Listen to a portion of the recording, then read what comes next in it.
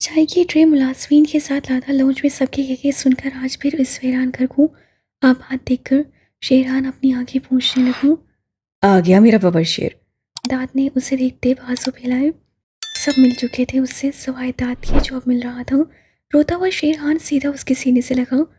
हमको बहुत याद आता था आपका दाद बेटा। उसकी भीगी आवाज़ पर दाद की आंखें नम हो गईं और नूर के आंसू टप टप गिरने लगे। क्या यार लड़कियों की तरह रो रहे हो?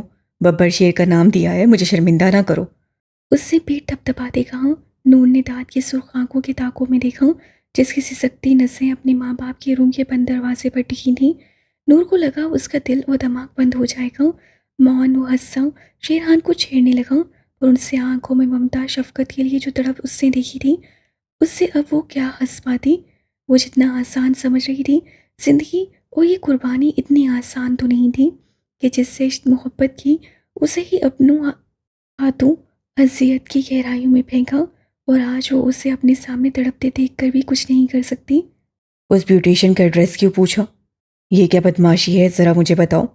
सोफे पर सबके साथ बैठे बुरहान ने संजीदा होकर मुस्कान से पूछा और मुस्कान ने उसे देखा। दिल चाहा सारा मुंह ही उसका सुझा दे। अभी वहाँ क्या कह रहा था और यहाँ इस इंसान को तो सिर्फ वो ही सीधा कर सकती थी और उसके लिए उसे जल्दबाजी से काम लेने की ज़रूरत नहीं थी। उससे सोच लिया था वो आहिस्ता आहिस्ता उसके सारे पेश ठीक कर देगी। आलम किसी के साथ ज्यादती या बदमाशी नहीं करता। वो बस उस ब्यूटिशियन के दर का उतने ही बाल काटेगी और उसके पैसे भी देगी। साथ में ये कहेगी कि आइंदा किसी के शोर से पूछे बगैर उसकी बीवी के बालों को हाथ लगाने की जरूरत मत करना। मुस्कान ने लापरवाही से कंधे उचका कर कहा। और अगर उस लड़की ने केस कर दिया तो? बुरहान ने जताकर पूछा। क्या बच्चों जैसे सवाल कर रहे हैं बाबा? ऑफ कोर्स आज तक कोई खौफ में आवाज उठा पाया है? जाहिर है जहां वहशत होगी दहशत में खामोशी पाई जाएगी। बस किस्सा ही खत्म। लड़की रो धोकर अपने बाल वापस बड़े कर लेगी। बल्कि पैसा सबका बाप है। आपने सुना होगा ना, ईसा ना मूसा सबसे बड़ा पीर पैसा। वही काम होगा। हर दर्द खत्म और लड़की जाकर सुबह शॉपिंग करेगी। वो मामला चुटकी में ख़त्म करती वापस सीढ़ियाँ चढ़कर ऊपर सोने के लिए जाने लगी। उसकी पुष्प पर बिखरे बाल, उसकी चाल का अंदाज, उसके लहजे का रूप, अल्फाज में तलखियाँ, कुछ भी तो बुरहान को अच्छा नहीं लगा। वो इतनी बड़ी क्यों हो रही थी? इस तरह बदल क्यों रही थी? नूर हूर जैसी मासूम क्यों नहीं बन रही थी? बहुत से सवाल उसके इर्द गिर्द भाग दौड़ करने लगे। ये लेडी साहिबा आपसे 2 कदम आगे होगी, देखना। दाद ने हंस से अचानक से कहा। मुस्कान मुस्काई। मैं इसे एसपी बनाऊंगा। बुरहान ने हतमी फैसला सुनाया जिससे वहाँ खामोशी छा गई सवाए नूर के मुस्कुराने के। क्या इसमें आपका फैसला शामिल है? दाद ने बराह रास्त मुस्कान से पूछा। मैं जोर जबरदस्ती की कायल नहीं, सबकी अपनी मर्जी है। वो सोफे से पुश लगाकर हंसवे आदत हंसी अंदाज से जवाब देती आंखें मूंद गई। मेरे बच्चे म्यूजियम में जाएंगे। उसके अचानक शोशा छोड़ने पर जहाँ नूरुलैन दबकर सुर्ख हुई वहीं मुस्कान बुरहान दौड़ का छत फाड़ कह पड़ा। वो जानते थे उसे पूनी पर चोट की है। इस बार बात ही ऐसी थी कि वो उसे डांटने की बजाय खुद हंस पड़े।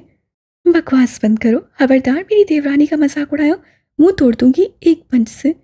मुस्कान नूर की पानियों से भरी स्याह आंखें देखकर दांत पर चढ़ थोड़ी। खबरदार मेरी भोनी पर कब्जा जमाने की कोशिश की, अगले दिन शमशान घाट पहुंचाऊंगा। किस्मत से कोई ऐसी मिलती है। वो ढिठाई बेशर्मी से नूरुलैन के गिर्द बाजू का आसार डाले बोला तो उन्होंने चौंक कर उसे देखा। कितना तेज था, फौरन रंग बदलने वाला गिरगिट। मेरा तो फिर भी लाखों में एक पीस है, यूनिक। क्यों बोनी? उससे बेबाकी की हद करते नूर का चेहरा अंगारा कर दिया जबकि उसकी लरसी पलकें जरा सी उठी और दिल धक से रह गया क्योंकि सामने ही मुस्कुराती शरारती नजरों से रोशन आंखें उस पर ही जमी थी। उसका दिल किया दाद का मुंह नोच ले। क्या सोच रहा होगा? भाई आप हंस रहे हैं, कहीं नहीं ने। उसकी फंसी फंसी आवाज़ में इल्तिजा हफ्की शिकवे पर दाद कहकर लगा उठा। छोड़ो अब बेगैरती, बच्ची की जान लोगे क्या? मुस्कान ने शर्म दिलाते कहा। दाद हंसकर बालों में हाथ फेरता हुआ दूर हुआ। मैं तो बस अपना रोब चेक कर रहा था। उससे हंसते हुए एक स्टाइल से कहा कि अगले पल बुरहान की तरफ से उड़ता हुआ कुशन उसके मुंह पर पड़ा था और सारा स्टाइल झाग की तरह बैठ गया। आइंदा ऐसी हरकत की तो अच्छा नहीं होगा। बुरहान ने बहुत मुश्किल से खुद को हंसते से बात सकते संजीदगी से कहा। ओके डार्लिंग, अब जब हमारा मूड हुआ तो हम रूम में चलेंगे। वो सादतमंदी से बुरहान के सामने सर को हम देता, नूर की समेत पलटा। भाई, वो इल्तिजा करती ही शिशुड़ी हो गई। देखा, सिर्फ बाहर बाहर से एक्टिंग कर रही है, वरना ये भी खुश होती है मेरे प्यार जताने से। अभी देख ले, रूम का बोला तभी एहतजाज। वो जता कर बोलता टांग पर टांग चढ़ाकर पुश सोफे से टिकाई कतई रिलैक्स अंदाज में बैठा और बाजू सोफे की पुश पर फैला दिए। ऐसा लग रहा था जैसे वो नूरुलैन की कंधों के गिर्द हंसा डाले मोहब्बत से बैठा हूँ। मुस्कान की मलामत कहती नजरों पर उसे रिठाई की हद करते अनजान बनने की एक्टिंग की।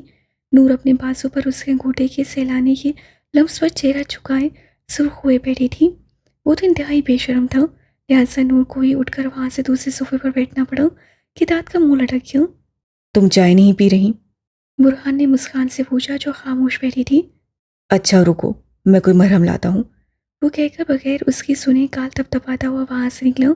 उसके गाल थपथपाने पर मुस्कान के गाल तो खुटे और दांत ने उसे देखते आंखें पटपटाई। अलबत्ता नूर ऐसे ही जाते और फानूस को देखने की कोशिशों में थी जैसे उससे कुछ देखा ही ना हो। जहाँ मुस्कान को उसकी हरकत पर प्यार आया, वहीं दांत की कमीनी हरकत पर दाव। चलो चाय पी लो, ठंडी हो रही है। दांत ने नूर को मतवजा किया और वो सर हिलाकर कप थाम गई। एक कप बनाकर दांत को थमा दिया। मुस्कान ने नफी में सर हिलाया और नूर ने उसकी कंडीशन देखते ज़्यादा इसरार नहीं किया। मुस्कान अपनी ही सोचों में थी कि क्या उसकी बेटी उसकी तरह बन रही है या वो एक अलग ही मुस्कान बन रही है। उसे ये खौफ था कि वो लबों पर मुस्कान लाएगी या छीन लेगी। बुरहान किचन में आया तो शेरहान को वहीं मुस्कुराते बैठा पाया। बुरहान बेटा, हम बहुत खुश है। आज हमारा घर पे फिर से आबाद हो गया है। शेरहान ने उसे देखते हुए कहा। इंशाल्लाह अब ये घर आबाद ही रहेगा बाबा। आप परेशान ना हो, ऐसे ही खुश रहें। हमारी गैर मौजूदगी में जिस तरह घर को संभाला है, ये घर वाकई आपका लग रहा है बाबा। वो उनके हाथ की पुष्प पर बोसा देता हुआ बोला। उसे उनके हाथों से बी की खुशबू आने लगी, जिन्होंने कैसे कुर्बान किया था खुद को दो बहनों के लिए जिन्हें उससे अपनी बेटियों की तरह चाहा था। बुरहान ने उसकी बेटी को बामुश्किल संभाला था। उसे दुख हुआ था उन्हें अपनी माँ के लिए तड़पते देखकर। उसकी शिकायतें थी कि उससे जिनके लिए अपनी बेटी को नज़रअंदाज किया वही उसे कब्र में उतारेंगी, और भी जाने क्या राज से जो वो छुपा गई थी बुरहान से। ये बातें उससे नूर हूर से छुपाई थी, वरना तो शायद ही वो कभी दोबारा उससे जी पाती। हूर को तो फिर भी आलम संभाल लेता, पर हसास से नूरुलैन शायद ही कभी जिंदगी दोबारा जी पाती दोबारा। आप जाएं, अब रेस्ट करें। ख्वामहा दाद ने आपको जगाया। बुरहान ने मना किया था शेरहान को ना जगाने के लिए, पर वो सुनता कब है। वही बोंका डायलॉग कि उसे देखने के लिए रूह दिल तड़प रहा है। उसे सीना मसलते कहा था। बुरहान हंसा तो उसे छूट मिल गई। नहीं बेटा, हम ठीक है। नींद पूरी हो गई है। कुछ चाहिए हो तो हम को बताओ। उससे मोहब्बत से कहा। अरे नहीं बाबा, अब कुछ नहीं चाहिए। आप जाएं, आराम करें। वहाँ किसी का सोने का इरादा नहीं, आप जाएं। बुरहान ने एक न सुनते उसे वहां से आराम के लिए भेजा और थक कर उसे प्यार देता शेरहान अपने क्वार्टर की समेत चला गया था।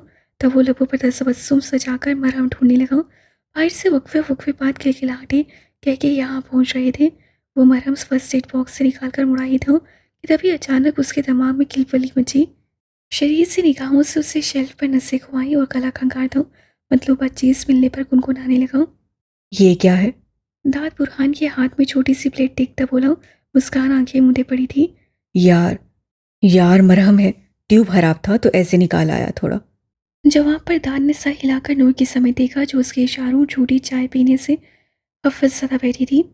बुरहान ने मुस्कुराहट लबों को में दबाते हुए मुस्कान के निचले होंठ और नाक पर मरहम लगाया और प्लेट टेबल पर रखी। अभी 2 सेकंड भी नहीं हुए थे, मुस्कान जो उसकी उंगलियों के लम्स पर दिल में सरशार थी, अचानक से उसकी आंखें फैली। आह! एक दर्द भरी चीख उसके हलक से बरामद होती। खामोश लाउंज भी गूंज उठी कि नूर को मैंने हेज नसों से तकता दांत हड़बड़ा उठा। नूरुलैन भी धक धक करते दिल के साथ उस चीख पर मुतवज्जा हुई। क्या हुआ? मुस्कान को नोच खोज कर मरहम उतारते देखकर दाद ने परेशानी से पूछा था। घटिया एसएसपी, मैं तुम्हारा खून कर दूंगी आज। वो एकदम सुनहरी सुर्ख आंखों से चीखती उस पर झपटने के लिए आगे बढ़ी ही थी कि एकदम बल खाकर बुरहान कहका लगा था। उसकी पहुंच से दूर होता कलाबाजी सोफे से मारकर बैक साइड हो गया। क्या हुआ, हमें तो बताओ। दाद नूर हक्का बक्का उठकर गुस्से से बोले। पूछ अपनी इस थर्ड क्लास हीरो भाई से जिससे मरहम में मिर्ची मिलाकर चीप हरकत की है। मेरी स्किन चल रही है या अल्लाह। वो चीख चिल्ला रही थी, दांत की आंखें फैल गई। जख्मों में मिर्चें? दाद की चीख गूंजी, वो हिल गया सर पांव तक। मैं पानी लाती हूँ, शशर होती हंसे बुरहान को देखकर। नूरुलैन भागती हुई किचन से पानी लाई। मुस्कान ने उससे लाए हुए पानी को लेकर अपना चेहरा धोया। तब तक बुरहान अलर्ट हो चुका था। तुम्हें आज मेरे हाथों शहीद होने से कोई नहीं बचा सकता, वो गुर्राई। उन दोनों का बिहेवियर देखते दाद नूर दोनों के कानों से धुआं निकल रहा था। ये क्या है दाद? नूर ने घबराते दाद का आवाज उठाया। तभी ग्लास पटककर मुस्कान एकदम से उसके पीछे भागी। फिजा में बुरहान का कहका गूंज उठा। रुको, हिम्मत है तो मुकाबला करो। वो हुर्राती उसके पीछे भागी। अब की बार मुस्कान की खूनखार हालत, बुरहान की तेज रफ्तार से दाद नूर की खिलखिलाहटें गूंज उठी। अलवी पैलेस के दरो दीवार खिलखिला उठे थे, जैसे फिजा खुशगवार हो गई। पकड़ लो, हिम्मत है तो। उससे मजीद तेज चिल्लाता हुआ लॉन में भाग रहा था और पीछे पीछे बामुश्किल अपनी साड़ी संभाले। मुस्कान गेज़ और गस्प के तासुरात लिए। बुरहान उसे रुकते ना देखकर बुरा फंसा था कि अब तो राह फरार ना थी उसके पास। अगर उसके हाथ लग जाता तो कुछ नहीं, उसका हसीन मुंह बिगड़ जाना था। रह रहकर उसे अपनी गलती का एहसास हुआ। खुद को बचाते हुए बुरहान ने उसके चेहरे को देखा, जो सुर्ख लाल होते सूज चुके थे। बुरहान ने कुछ ना देखते एकदम से कोट उठार कर फेंकते पुल के समेत धूल लगाई और आओ देखा ना ताऊं सीधा छलांग लगाई। दूसरे पल एक धड़ाम की आवाज़ से वो पुल के पानी में गिरा। मुस्कान का पारा मजीद चढ़ गया। अब आ जाओ। पानी से सर निकालकर उससे आंख दबाई और दोनों हाथों से पेशानी पर से बाल हटाए। तुम तुम बाहर आओ, वरना आज अच्छा नहीं होगा बुरहान अलवी। वो भी भड़कर चीखी। बिल्कुल पुल के पास उसके सामने खड़ी थी।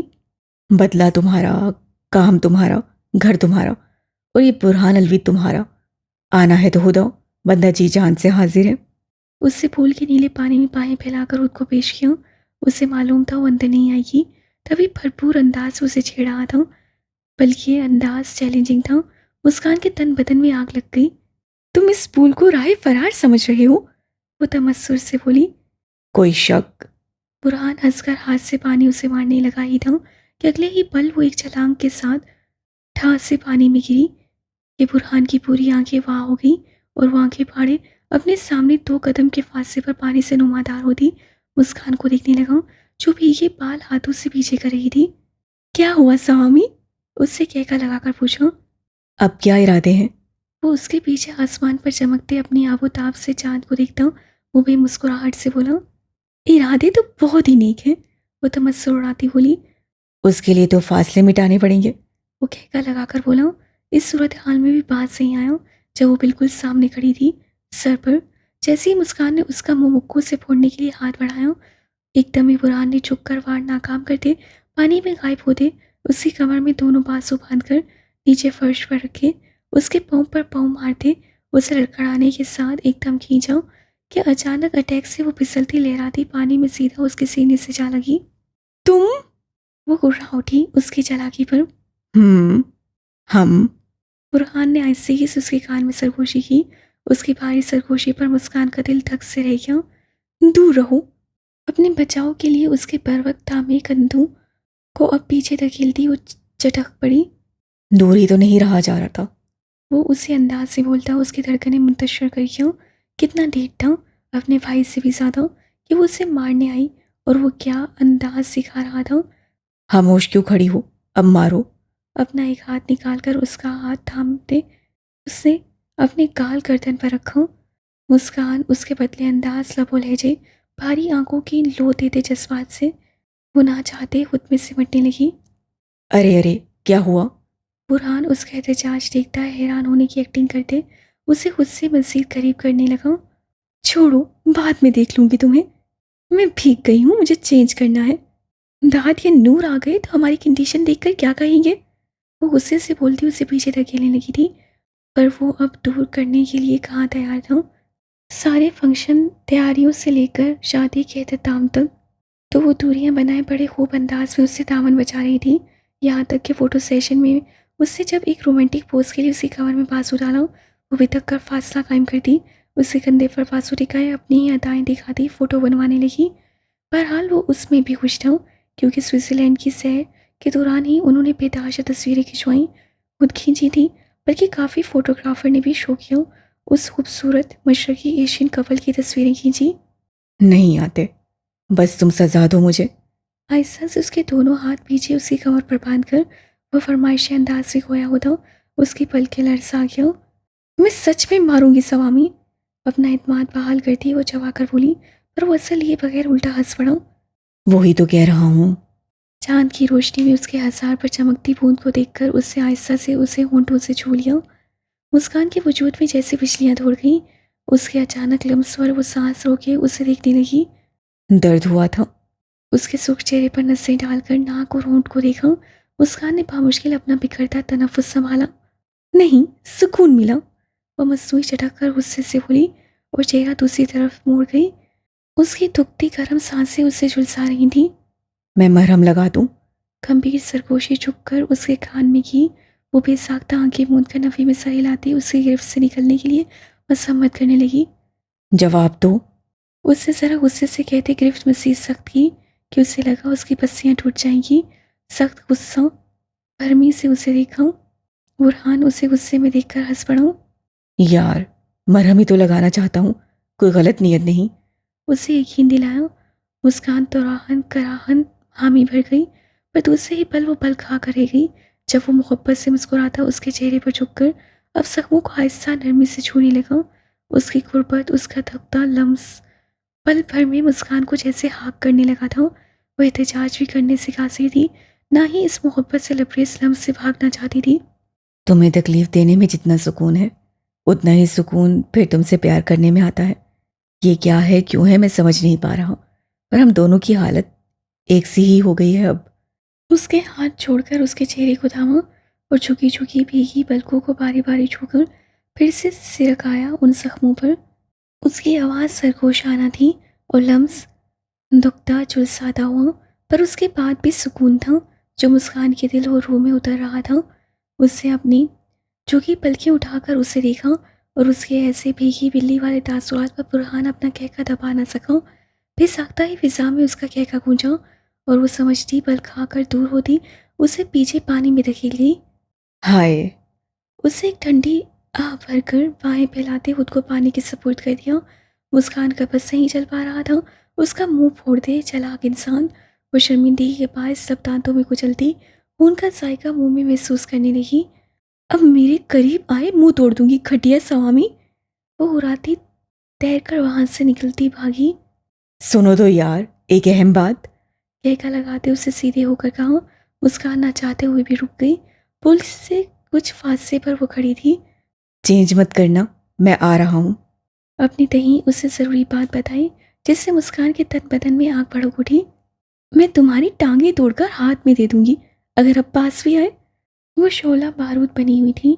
उस पर चिल्लाकर कहती, छतरी नीचे टेबल पर रखे डेकोरेशन पीस को उठाए उसे दे मारा और सुर्ख अंगारा चेहरा लिए वहां से जाने लगी कि तभी फिजा में ढाल के साथ आँख गूंजी।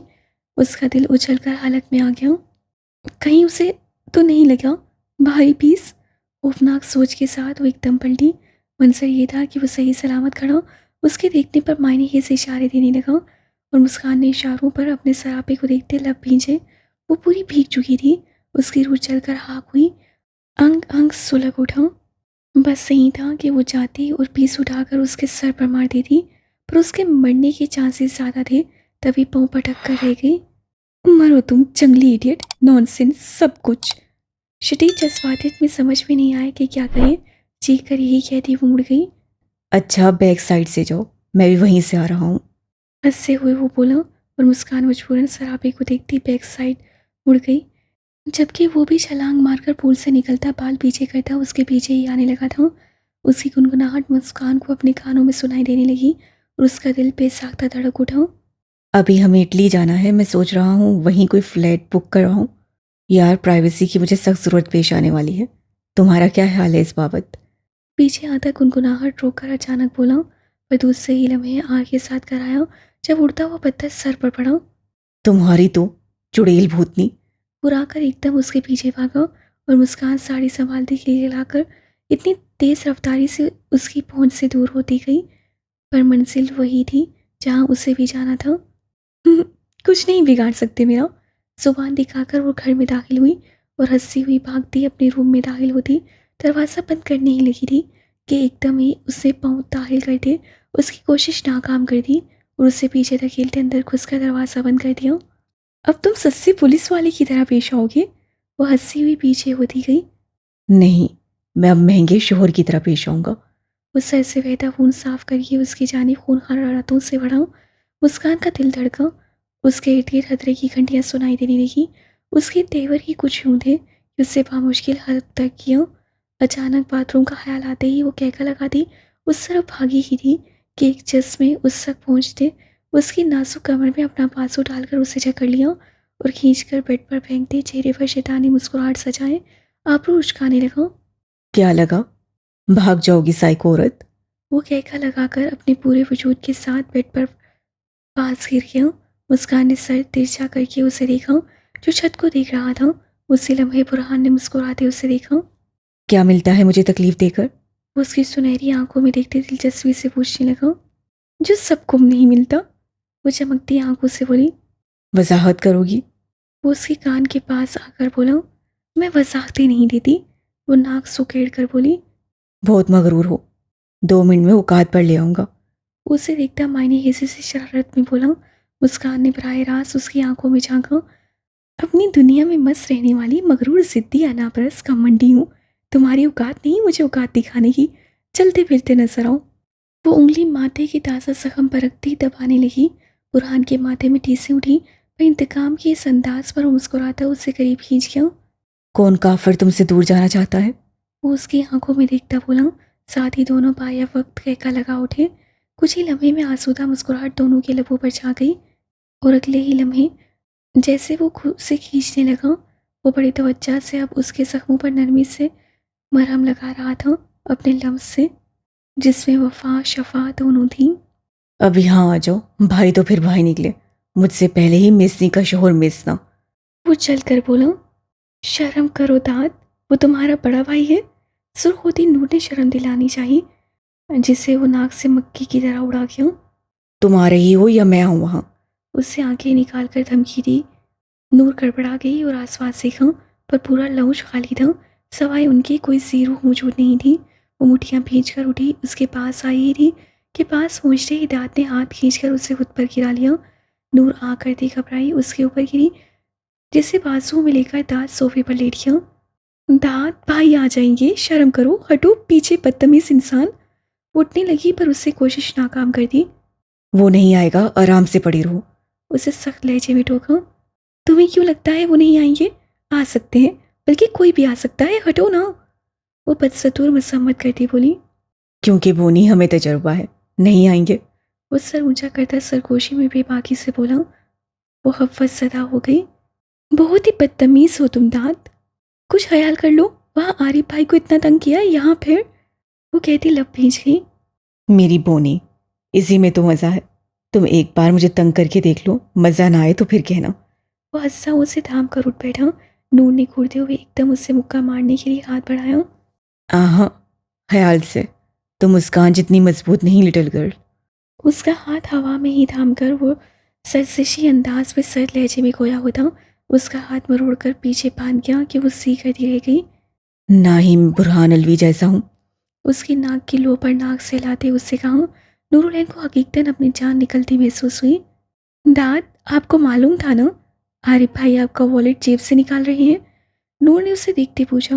भला ये कैसे हो सकता है कि दाद की जेब से वॉलेट जाए उसे मालूम ही ना हो? वो सर हिला गया। तो आपने उन्हें रोका क्यों नहीं? वो हैरत के झटके से उसे तकने लगी। दाद ने बगैर जवाब दिए कुछ जेब से निकालकर उसके सामने किया। ये क्या है? ये आपका तो नहीं, किसका है? पहली आंखों से उसे दाद के हाथ में उसके वॉलेट के साथ दूसरा भरा हुआ वॉलेट देखा, साथ ही उसकी शेरवानी का बंच। वो समझता है सिर्फ वही 420 है। उसे नहीं मालूम इस काम में हम उसके बाप हैं। कहका लगाकर वो फखरिया बयान कर रहा था। मतलब आरिफ दाद की जेब काट गया और दाद जेब काटने के साथ मस्जिद भी लूट के ले आया। आप कितने तेज हैं, बेचारे को दे दीजिएगा। नूर हंसी हुई उसके सीने पर हाथ मारती बोली। पर तुमसे धोखा खा जाता हूँ। उसके बाद बदलने की हरकत को पकड़ता उसके चेहरे पर झुकते बोला। नूर हड़बड़ा गई कि उसको मालूम पड़ गया। 3 दिन बाद सब जा रहे हैं घूमने, हम भी चल रहे हैं पेरिस हनीमून के लिए। वो उसके हवाइयाँ उड़ते चेहरे को देखकर बताता उसे बांसुओं में भरकर उठा और मुस्कुराता हुआ सीढ़ियाँ चढ़ने लगा। क्या हुआ? उसके देखने पर दाऊद ने आबरू झुकाया। नूरुलैन धड़कते दिल के साथ नफ़ी में सर हिलाती उसके सीने में मुँह छुपा गई। ये देखे बगैर कि उसके लबों पर शरारती मुस्कुराहट मचलने लगी थी। एक बार फिर सब एक साथ थे मिलने के लिए। कल सबकी फ्लाइट थी। बुरहान मुस्कान की इटली की और उनके साथ फेरी भी थी। खुशी से फूले नहीं समा पा रही थी, बल्कि अपने दोस्त साहिल शाह को कॉल करके जोश और खरोश से बता रही थी। जबकि उसकी वीडियो कॉल में कुछ उसके स्विट्ज़रलैंड के दोस्त भी शामिल थे। वो बैक साइड गार्डन में बैठी थी, गोद में पपी को उठाए सामने रखे लैपटॉप पर उन्हें बता रही थी, जबकि वो भी बारी बारी अपने प्लान उसे बता रहे थे। पर हमेशा की तरह वो खामोश साहिल शाह सुनता हस्बे आदत चुपचाप था। तुम कुछ बोलो, वो गुस्से से उससे उर्दू में मुखातिब हुई। क्या? उससे अप्रोच का आया, अंदाज वही तासुरात से आ रही था। उससे नोट किया था वह ऐसा ही उखड़े मिजाज का था। कोई बात पसंद आए मारने को आ जाता, या किसी से दो लफ्ज़ से ज़्यादा बात करना अपनी तौहीन समझता। कुछ भी फूट दो, वो चिढ़कर बोली, जबकि बाकी फ्रेंड आपस में गुफ्तगू कर रहे थे। कुछ नहीं। वो सर झटकता हुआ बेजारी शो करने लगा। फेरी का दिल जहाँ सर फाड़ दे उसका, और उसके तासुरात भी वो समझ चुका था। तभी मदर मुस्कुराया। ज़्यादा तेवर दिखाने की ज़रूरत नहीं। कोई प्लान नहीं मेरा अभी, और जब करूँगा प्लान बड़ा होगा, जिसमें बहुत कुछ शामिल होगा। वो आंखों में चमक लिए बोला, मुझे ज़रूर बताना। वो दिलचस्पी से मुस्कुराती हुई बोली। साहिल ने कंधे झटक दिए कि सोचूंगा। फिर ये नाक से मक्खी उड़ाई कि तुझे सोचने कौन देगा। उन दोनों की आपस में गहरी दोस्ती थी। और एक बार फिर वो उसे बताने लगी। साहिल मौजत करता उठ गया, क्योंकि उसकी बहन के जागने का वक्त हो चुका था। समन की अहमियत उसकी ज़िंदगी में क्या है उससे फेरी वाकिफ थी। तभी बगैर इसरार के वो मुस्कुराती अपने बाकी दोस्तों के साथ मसरूफ़ हो गई। दाऊद नूर की पेरिस की टिकट थी और आरिफ समिया की उम्र की। और एक दिन पहले सब अपनी तैयारियां करके आज आलम विला में मौजूद थे। सबसे आखिर में बहुत जद्दोजहद के बाद सिम्मी के वसीले जान पाए कि आलम और हुरूलैन का वर्ल्ड टूर का प्लान था 2 साल का। वो सब शौक रह गए जानकर, और एहतजाज भी किया कि उनके बगैर कैसे रहेंगे। इतना अरसा पर आलम को अपनी अहन को दुनिया भी दिखानी थी, इससे सब ये सुनकर खामोश हो गए थे। हालांकि उनके दिल नहीं चाहते थे उन्हें इतना अरसा खुद से दूर रखने के लिए। वो रिश्तों का नहीं, जैसे रूह का मिलाप बन चुका था उन सब के बीच। आज का डिनर आलम साहब के हाथों का और बहुत खास होना चाहिए। लाउंज में नीचे फ्लोर कुशन के सहारे बड़े दांत ने ऐलान किया। मैं बाहर डिनर करने जा रहा हूँ। बुरहान ने फौरन मुंह बनाकर कहा, पर मैं तो यहीं डिनर करने आई हूँ, तुम्हें अकेले जाना है जाओ। फेरी भी यहीं करेगी। मुस्कान ने अपनी तरफ से उसकी राय लेते आंखों में देखते हरी झंडी दिखाई। वो अंदर से तब उठा पर कहा कुछ नहीं। मुस्कान को तिरछी नसों से घूरा भी, पर वो उसकी जानी मतवज्जा नहीं थी। कब से कानों में हैंड फ्री लगाए सामने लैपटॉप रखे मसरूफ थी। ये आरिफ कहाँ है? दांत को सुकून नहीं आया तो अब आरिफ के पीछे बढ़ गया। पिंक खूबसूरत नफीस सी कढ़ाई वाले खूबसूरत सूट में मलबूस फाते को प्यार करती समिया को देखते उससे पूछा। वो आलम के साथ ऑफिस में है, गुरुलैंड से बात करती नूर ने बताया। जबकि समिया गुलाबी आछी नफीस कढ़ाई वाले लिबास में फाते को थामे उसके साथ मोहब्बत करती खेल रही थी। जबकि उसके गाल हमा वक्त शादी के बाद गुलाबी रहने लगे थे, जो कि आरिफ की बेतहाशा मोहब्बत का रंग था।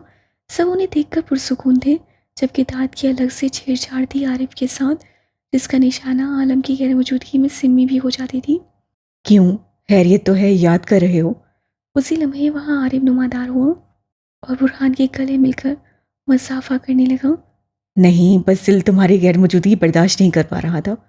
उसका निशाना सिम्मी थी और खिलखिलाहटें नूर हूर की गूंज उठी। सबने दिलचस्पी से हमरंग फिरोजी लिबास, फ्रेंच बालों की चोटी, कानों में एक से इयररिंग्स पहने एक जैसी बनकर बैठी नूर हूर की तरफ से देखा। अब दोनों में फ़र्क ये था कि एक की आंखें ओशन नीली थी, जबकि दूसरी की स्याह, और एक का कद बड़ा था तो दूसरी का छोटा। उन सब की पुरशोक नसों से दोनों साथ झींपी। अब की बार कहका लगाने की बारी उन सब की थी। अगर आलम इजाज़त दे दे, कसम से दोनों की तस्वीरें दुनिया को दिखाता कि देखो हमारे पास भी अजूबे मौजूद हैं। दाद ने कहका लगाकर कहा, पर जानता था जब आलम ने अपनी बहन की शादी में अपनी बीवी की तस्वीरें बनाने नहीं दी तो उसे क्या इजाज़त देता।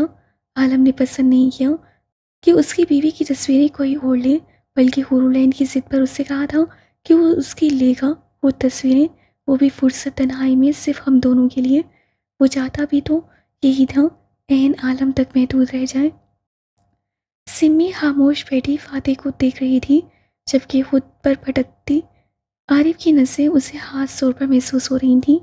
उससे जितना उसे प्यार दिया था, जितना चाहा था, उतना उससे तो ख्वाब में भी नहीं सोचा था। उसकी मोहब्बत चाहत पर वो शश्तर थी और ईमान ले आई थी उसकी मोहब्बत पर। चलो मैं चलता हूँ, मुझे एक काम है, से पहले अपने ऑफिस जाना है, फिर एक बिजनेस मीटिंग में भी जाना है, शाम को आ जाऊँगा। बुरहान कहकर उठा। दांत झट से उठकर बैठ गया। भाई अगर बुरा ना लगे तो बिजनेस मीटिंग में मिस्सी को भेज दे, बस मीटिंग ही तो अटेंड करनी है, बाकी का काम तो मैनेजर का है। इस तरह वक्त भी बच जाएगा और फिर कहीं ओटिंग पर चलते हैं सब साथ। दांत के मशवरे पर आरिफ ने हामी भरी कि वो उससे मुत्तफिक है। पर वो क्या हैंडल कर सकेगी? बुरहान ने शशो पंच में पढ़ते पूछा। वो जानता था मिस्सी के पास बहुत कम डिग्रियां हैं, जिससे एक बिजनेस को संभालने से ही। परेशान ना हो, वो कर लेगी। आरिफ ने उसकी सोच को पढ़ते हुए कहा। बुरहान ने सबसे लाताल्लुक बैठी मीटिंग में गुम मुस्कान को देखा, जो कान में लगी ब्लूटूथ से बातें भी कर रही थी, जबकि फाइल साथ टाइप कर रही थी। उसे देखकर एक अनोखी खुशी हुई दिली। भेज दो, मैं बाहर गाड़ी में बैठा हूँ। सर हिलाते वो अपने हमसफर की काबिलियत पर मुस्कुराहट लबों पर सजाकर आंखों पर सनग्लासेस पहनता हुआ वहां से निकला। वो गैराज में आया, ड्राइविंग सीट संभालते गाड़ी बाहर लाया और उसका इंतजार करते फ्रंट सीट का डोर खोल दिया। आरिफ और दाद के कहने पर मुस्कान अपना काम दाद के हवाले कर दी। कोट उठाकर वहां से निकली। मीटिंग में दाऊद ही चला जाता, पर उसे कुछ ही देर में अपने एक काम से निकलना था जो निहायत ज़रूरी था। और साथ आज उसे एक गैंग का भी हाथ पकड़ना था, जिसके पीछे जाल पर एक नज़र भी डालनी थी। कहाँ रह गई? कलाई में बंधी घड़ी में वक्त देखते सामने देखा कर ठटक कर पलकें साकित हुई और आंखें महबूद। उसका हाथ बेसाख्ता ही ग्लासेस पर गया और उसे आंखों से उतार कर उसे देखा। ब्राउन लेदर के लॉन्ग कोट में, गन को पीछे बेल्ट में लगा दी, आंखों पे ब्राउन ही सनग्लासेस लगाए, वो अपने दराज कद के साथ ब्लैक हील्स में टक टक कर दी। घर के अंदरूनी हिस्से से नुमादार हुई। उसके सुनहरी दराज बाल पोश पर फैले हुए थे।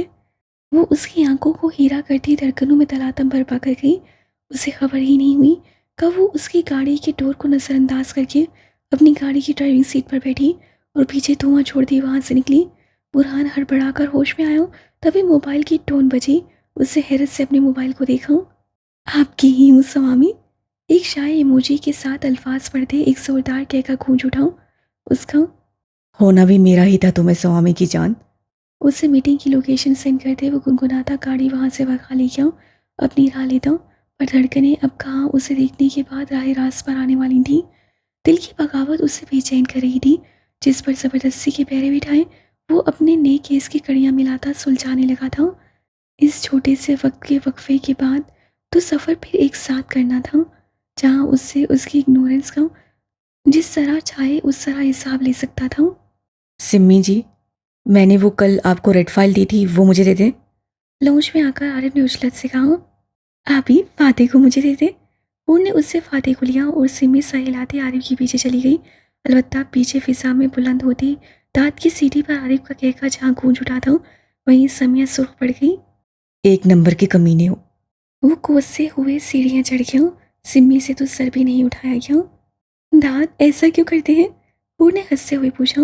दाद ने लैपटॉप से नसें उठाई और उसके पास से बैठी नूर को देखा, जो फातिह के चेहरे पर झुकी हुई थी। अपनी बहन से पूछ लो साली साहिबा। उसका मायने से इशारा नूर को कानों की लो तक सुर्ख कर गया। हद है। हुरूलैन ने खिलखिलाते हुए कुशन उसे दे मारा, जिससे घूरते हुए खींच कर संभाल लिया और खुद भी हंस पड़ा। मजा आया है। उसका आखिरी फिक्रा खिलखिलाहटें बर्पा कर गया। रेड तो आपने 2 फाइल्स दी थी मुझे कल। समिया उसकी फाइल्स की अलमारी खोलते दराज से फाइल निकालकर उसके सामने की।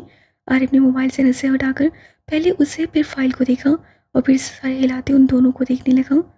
नहीं, ये दोनों नहीं, शाम को जो दी थी वो दो, जल्दी। उसके इनकार पर वो सर हिलाते वापस अलमारी की समेत आई और ढूंढने लगी।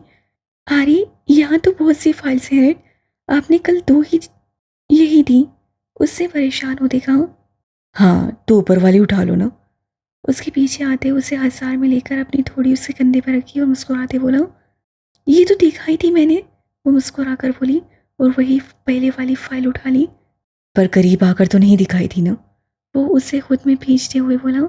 सिमी का रंग मुतगैर हो गया। चलो बाहर, फिर दांत बातें सुनाएगा, उसे कसमसाते हुए कहा। यार छोड़ो उस पप्पा कुटने को, उसका काम ही यही है। वो चिढ़कर उसका रुख अपने सामने करते अलमारी की एक बंद पट से लगाकर अतराफ में हाथ टिका दिए। मैं बहुत खुश हूँ तुम्हारे उस गिफ्ट पर। उसका इशारा उम्र की खिड़की की तरफ था। और मैं खुश हूँ तुम्हें खुश देखकर। वो चेहरे पर झुकते हुए बोला। सिमी ने मुस्कुराकर पलकें झुका दी। ऐसी फर्माबरदारी दिखाओगी तो अभी मेरे लिए मुश्किल पड़ जाएगी। वो एक मोहब्बत भरी जिसारत करता उसका सुर्ख चेहरा ऊपर उठाकर बोला। तो जाओ, आलम इंतजार कर रहा है। वो पलकें उठाए बगैर बोली, आवाज में तनफ्फुस का बिखराव, लहजे की कपकपाहट शामिल थी। उसे बेखुद कर गई। उसका काम खत्म हो गया, अब मेरा है। अगर लेट भी हो गया तो कोई पूछने वाला नहीं। वो आंखों में जज्बात लहजे में उनकी लोच समाये बोला। सिमी के लिए मुश्किल खड़ी हो गई उसकी झुलसाती सांसों से। वैसे तुम्हें एक खुशखबरी देनी थी।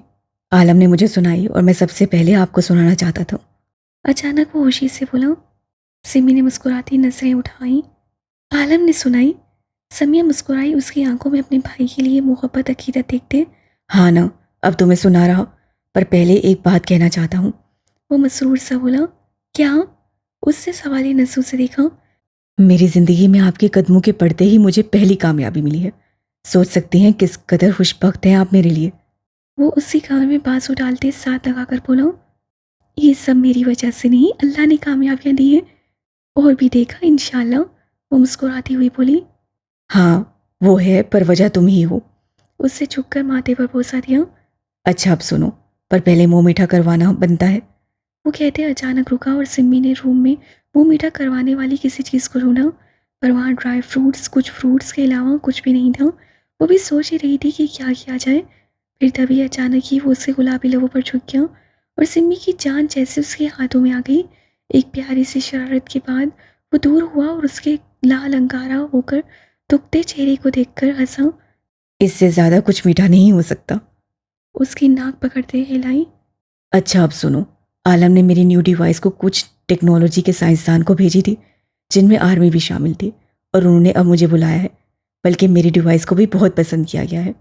वो उसके सामने टेक्नोलॉजी हथियार का नाम नहीं ले सका जो उससे कुछ अरसे पहले ही बनाए थे, जो ना सिर्फ दुश्मन की लोकेशन ट्रैक करके उस तक पहुंच सकती थी, बल्कि उससे निकलती लेजर लाइट अहम वक्त पर एहतियातन दुश्मन के हमले आप होने से पहले ही उसे हाँक कर सकती थी। यही नहीं, ऐसी बहुत सी डिवाइस का सैंपल आलम ने ऊपर भेजा था जिन्हें पसंदीदगी का पैगाम दिया गया। उसमें ब्रिगेडियर उनके साथ था। माशाल्लाह, मुबारक हो बहुत बहुत। अल्लाह पाक मज़ीद ढेरों कामयाबियों से नवाजे। आमीन। तुम वाकई होशियार हो, सिर्फ थोड़े से दिमाग से आ रही हो। सिम्मी खुश होकर शरारत से बोली। उसके हमसफ़र की कामयाबी में उसकी ही तो कामयाबी थी, जबकि आरिफ बेतहाशा खुश नजर आ रहा था। उसके आखिरी जुमले पर कहका लगा उठा। वो तो बस आपको सामने पाते दिमाग से आरी होकर सिर्फ दिल की सुनता हूँ। उसे अभी आलम नहीं बताया था और वो सबसे पहले उसे बताने के लिए यहाँ लेकर आया था। अच्छा, इससे क्या होगा? आपको बड़ी नौकरी मिलेगी? उससे मासूमियत से पूछा। हाँ बहुत बड़ी नौकरी, कि तुम्हारे आरी को दुनिया यूं जानेगी। टेक्नोलॉजी साइंसदान आरी। वो खुशी से कहका लगाकर बोलता उसे फिजा में उठाकर गोल गोल घुमाने लगा। उसके साथ ही सिम्मी की फिजा में खिलखिलाहट गूंज उठी। जाओ तुम सबको सुनाओ, मैं अल्लाह के शुक्राने अदा करती हूँ। वो उसके कंधों को थाम कर बोली। गोल गोल घूमता आरिफ टटक कर रुक गया। मुबारक नहीं दोगी? उससे फरमाइश की। दी तो थी, वो नस्से झुकाव कर बोली। समिया। उससे मोहब्बत से पुकारा और सिम्मी ने पलकें उठाकर उसके मुस्कुराने की वजह से सुखड़ी शहद आंखों में देखती आहिस्ता से अपने गुलाबी लब उसकी पेशानी पर रख दिए। आरिफ की रूह में सुकून की लहरें उतरी। मैं भी साथ अदा करना चाहता हूँ, और उन्हें रात को बताऊंगा जब बुरहान भी साथ होगा। उससे भी अल्लाह से शुक्राने अदा करना ज़रूरी समझे। और मुस्कान? सिम्मी ने हैरान होते पूछा। आलम के साथ वो थी इस जद्दोजहद में, और मुझे शादी का तोहफा दिया है। वो अपनी बहन की मोहब्बत पर जितना अल्लाह का शुक्र अदा करता कम था। वो देख रहा था दोनों को अपनी अपनी पहचान मिल रही थी, जबकि अंडरवर्ल्ड में उनकी पहचान अपनी जगह थी, लेडी बॉस और गज़ल की। आलम मसरूर था, उसके आरे मुस्कान की ज़िंदगी खुशियों से भरी थी, बल्कि उसकी सिम्मी भी आबाद थी।